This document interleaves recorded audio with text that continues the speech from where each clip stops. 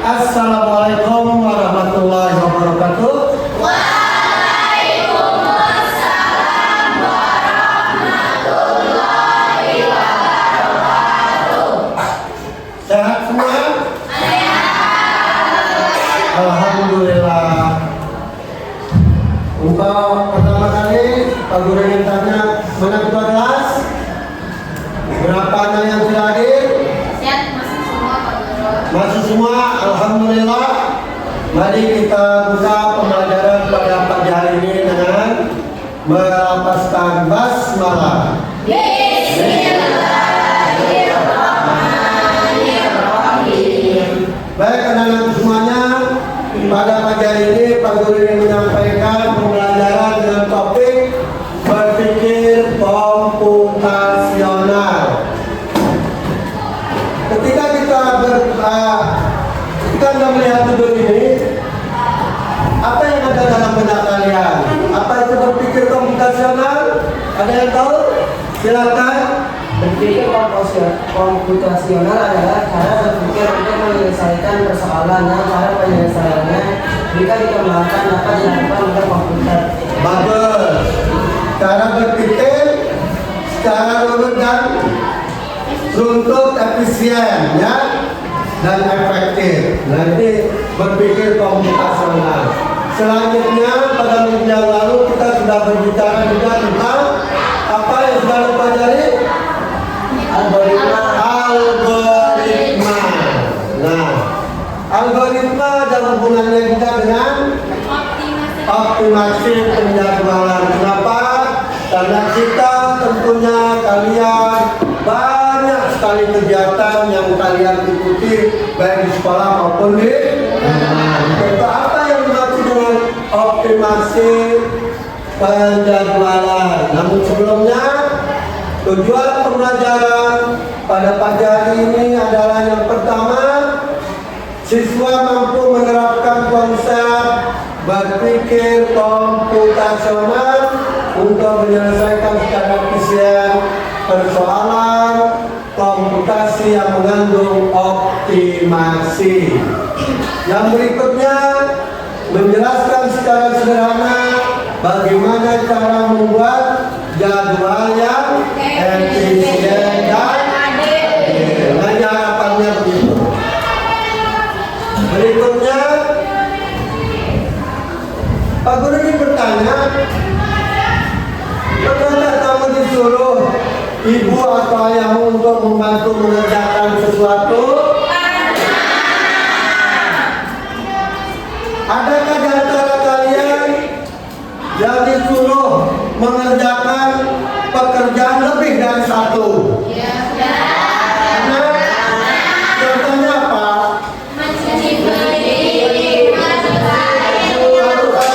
Satu, silakan izin. Mencuci piring, mencuci baju, menyapu halaman. Lebih dari satu. Terus bagaimana cara kita untuk mengerjakan 3 pekerjaan dalam waktu yang bersamaan? Nah, untuk itu perlu sekali kita belajar tentang optimasi penjadwalan. Nah, seperti ini kalian perhatikan, orang tua kalian menyuruh mencuci baju dan mencuci piring. Kira-kira bagaimana cara kalian untuk mengerjakannya secara bersamaan? Pernah mengerjakannya secara bersamaan?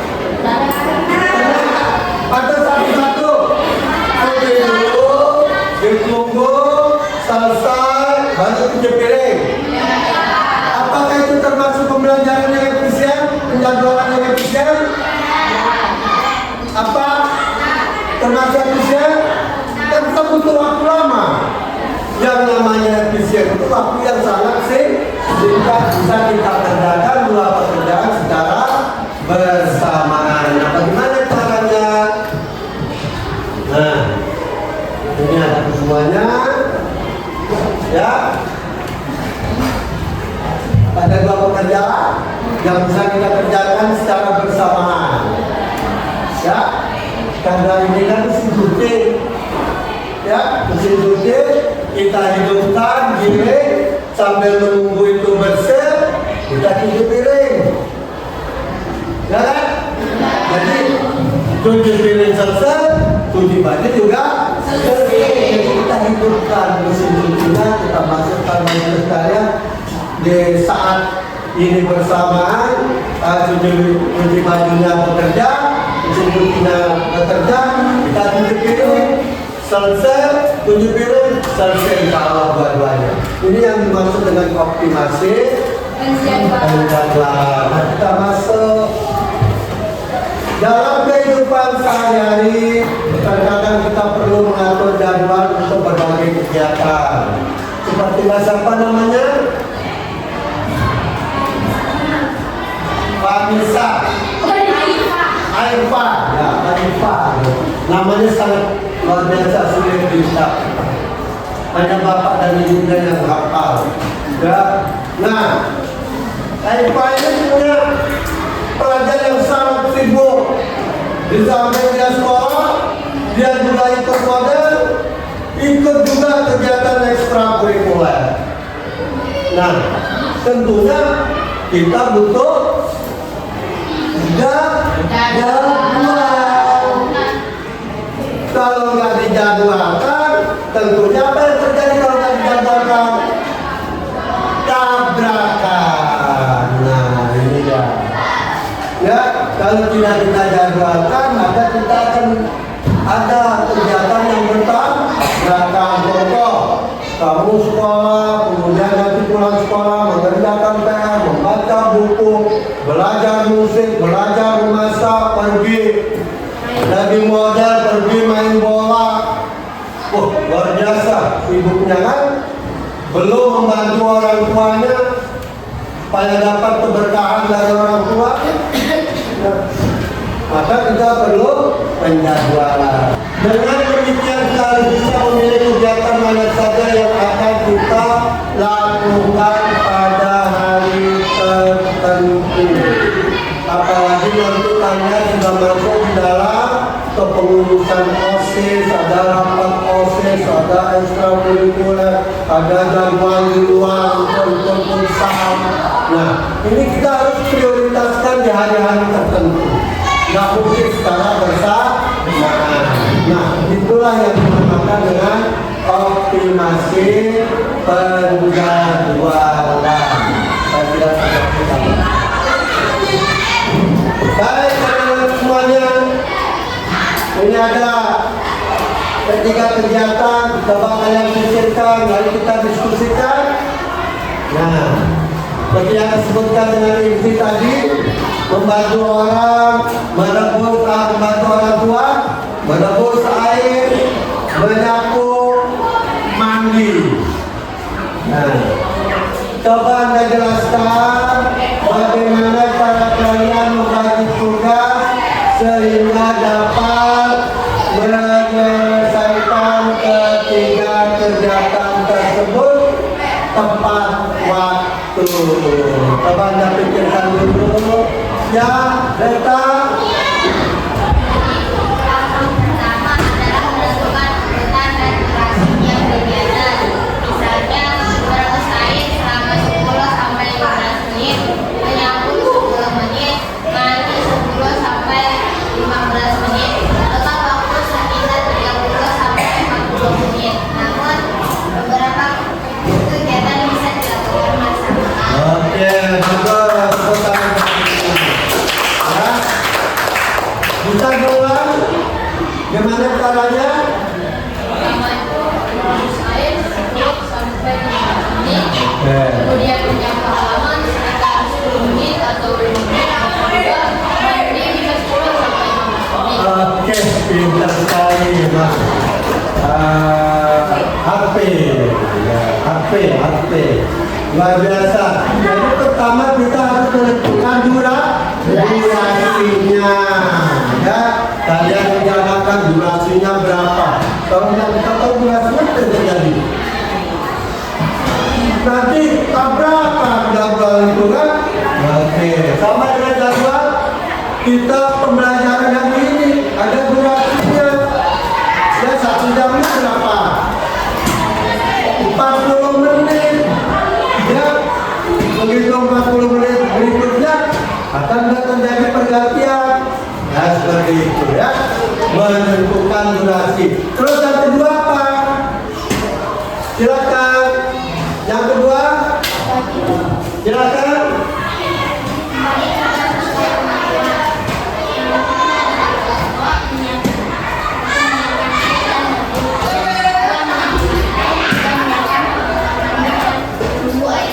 Oke, berarti kita kerjakan secara berkelompok, ya kan? Misalnya di rumah kita ini ada adik, ada kakak, ya, mungkin ada saudara yang nginep di rumah. Nah, ini kita bagi-bagi, ya. Ada yang rebus air, ada yang nyampur, ada yang mandi bergantian, ya. Begitu selesai mandi, nanti nunggu yang nunggu saya gantian. Oke ya, seperti itu. Baik, selanjutnya coba kita pikirkan. Nah, ini aktivitas kedua ini Pak Guru akan membagikan LKPD untuk dikerjakan secara diskusi kelompok. Oke? Siap? Semangat? Tepuk pagi? Tepuk siang? Tepuk malam? Nah, LKPD.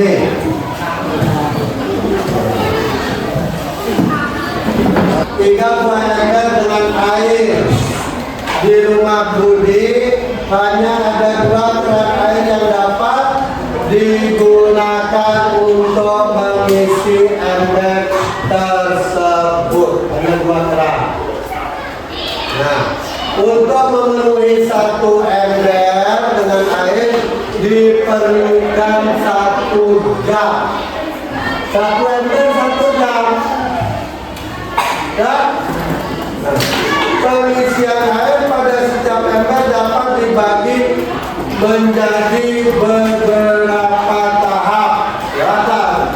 Anda mau udah dibuat tahap, tapi embernya 3. Ya. Nah, silakan nanti dibagi berapa tahap. Kalau kita isi 1 per 1 butuh waktu berapa jam? Ya, 3 jam. Bisa nggak dibuat seefisien mungkin? Ya, bisa. Silakan dicoba dengan cara apa? Ya, silakan. Oke, ayo dimulai. Nah, buat.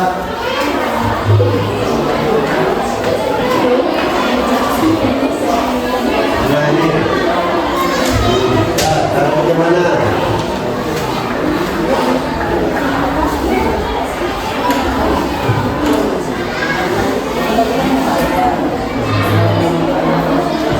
Nah, tuh bisa tuh gitu. Ya, coba. Yo, jalan ya. Oke, coba ya. Sip. Ya, jalan. Betul. Ya, silakan coba.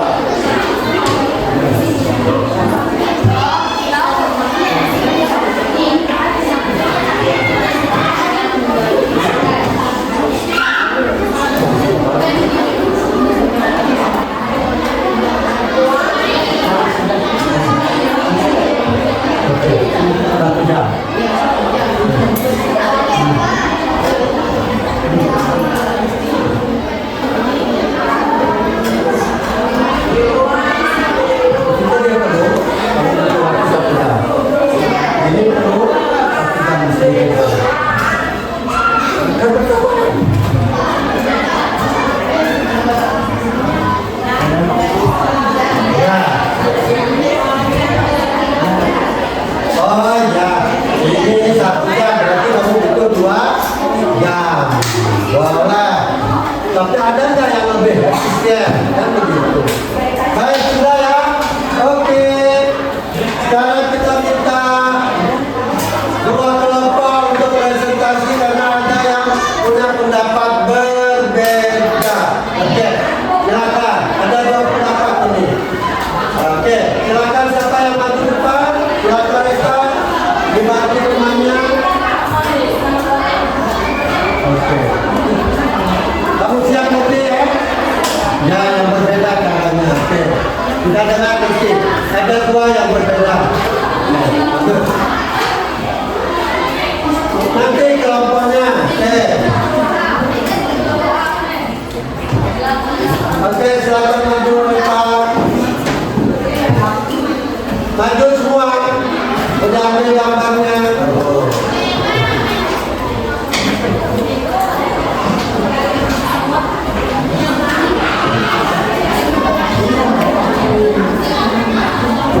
Ayo semua. Oke, perkenalkan diri dulu.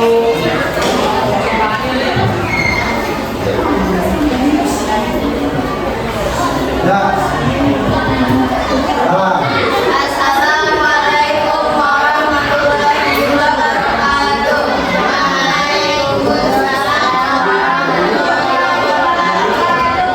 Perkenalkan nama saya Clara Teresa Amelia. Perkenalkan nama saya Fatin Satria Ifasri. Perkenalkan nama saya Rizky Maulana. Kami akan mempresentasikan hasil diskusi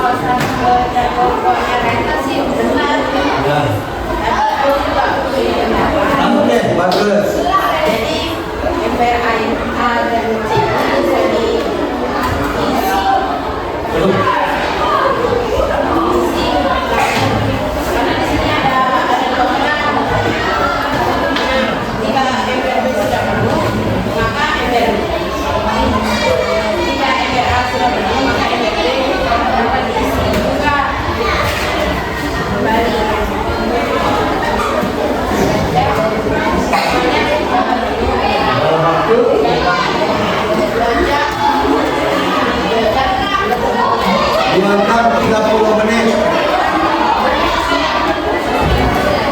Boleh, oke. Sudah? 2 jam 30 menit, silakan. tanggapan saya ya biasanya kalau kita hanya memerlukan 30 menit. Jadi kita berbagi. Ya, 2 jam, 2 jam. Jadi kita lebih efisien menggunakan cara Oke, mudah-mudahan. Oke, tapi kita hargai punya cara yang berbeda dan untuk waktu 2 jam untuk mengisi 3 tersebut. Standar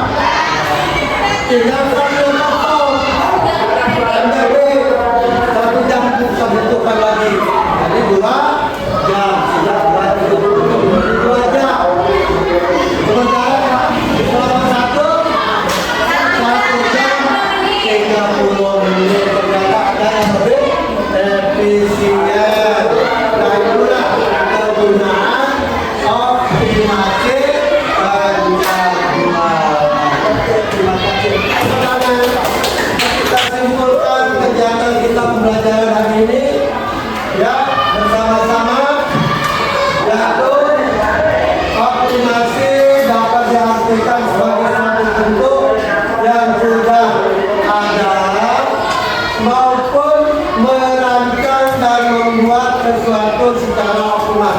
Jadi ada jadwal yang sudah ada yang belum bisa kita lakukan menjadwalkannya, atau kita bisa merevisi jadwal yang sudah ada. Kemudian tujuan optimasi penjadwalan adalah agar sebuah jadwal tidak bentrok atau tidak tabrakan. Nah, itu pembelajaran kita pada pagi hari ini. Terima kasih atas perhatian kalian. Mari kita